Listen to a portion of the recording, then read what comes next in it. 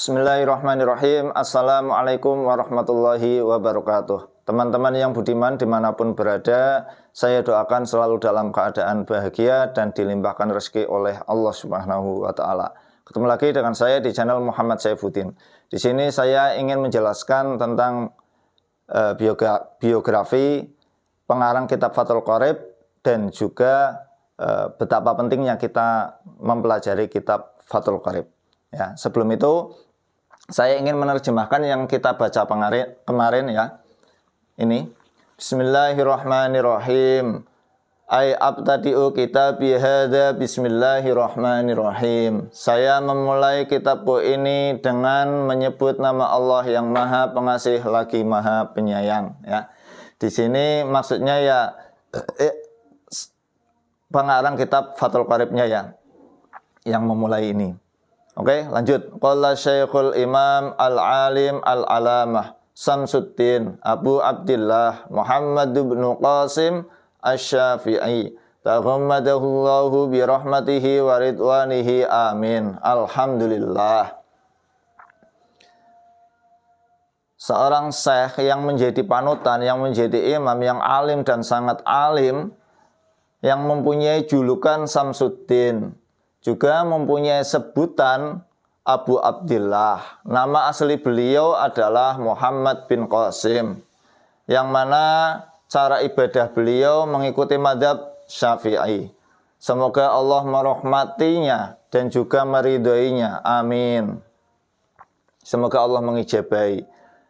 Beliau Syekh Ibnu Qasim mengucapkan Alhamdulillah, mengucapkan lafaz Alhamdulillah atau hamdalah ya, mengucapkan hamdalah, alhamdulillah. Kenapa? Tabarukan bi Fatihatil kitab li'annaha ibtida'u kulli amrin dibalin wa khatimatu kulli du'ain mujabin wa akhiru da'wal mu'minina fil jannah daris thawab. Dikarenakan beliau mengharapkan mendapatkan barokah dari Allah Subhanahu wa Ta'ala dengan Fatihahnya kitab Al-Qur'an.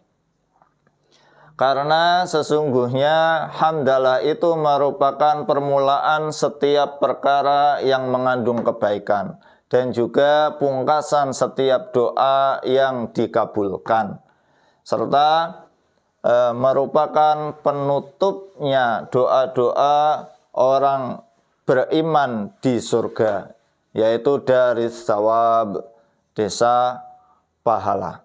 Oke? Saya jelaskan pengarangnya kitab Fathul Qorib, yaitu ini ya, ini pengarangnya ya, Syekh Ibnu Qasim yang tadi saya bacakan itu pengarangnya kitab Fathul Qorib. Beliau merupakan kelahiran di Gaza, Palestina ya. Nah, di sana beliau mempelajari banyak ilmu pengetahuan khususnya tentang agama Islam ya. Nah, beliau belajar tentang hadis, Al-Qur'an, qiraat, dan juga nahwu, apalagi fikih dan lain sebagainya, dan masih banyak lagi ya. Beliau di sana mendalami ilmu pengetahuannya. Setelah itu beliau melanjutkan ke Kairo, Mesir, yaitu beliau belajar di Jami' Al-Azhar. Di situ beliau di samping belajar ya, di situ beliau diberi tugas atau diberi kepercayaan untuk mengajar di Al-Azhar.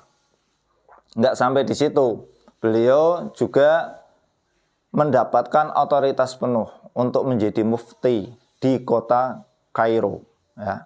Nah, ini bukti keunggulan beliau dan kenapa beliau bisa diikuti ya, fatwa-fatwanya, karena beliau sudah mendapatkan otoritas ya. Oleh karena itu kita belajar kitabnya enggak masalah.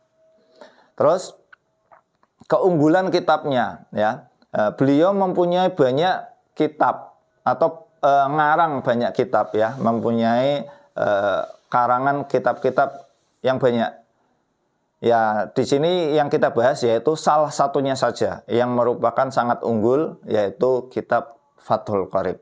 Kitab Fathul Qorib ini merupakan kitab yang sangat masyhur di kalangan mazhab Syafi'i.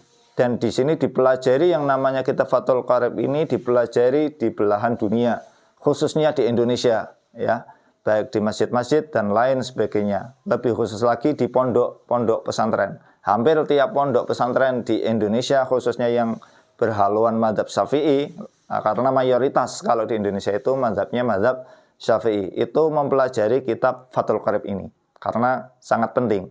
Begitu pentingnya sampai-sampai yang namanya kitab Fathul Qarib ini banyak kitab-kitab yang mengomentari, ya, atau ulama-ulama yang mengomentari, dalam artian mensarai kitab-kitab kitab Fathul Qarib ini.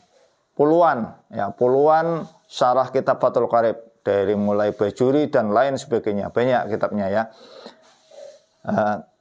Nah, kitab Fathul Qarib ini sampai ada ulama yang menyebutkan bahwasanya kitab Fathul Qarib ini bisa disebut dengan at-tufah as-saghirah, maksudnya tufah kecil.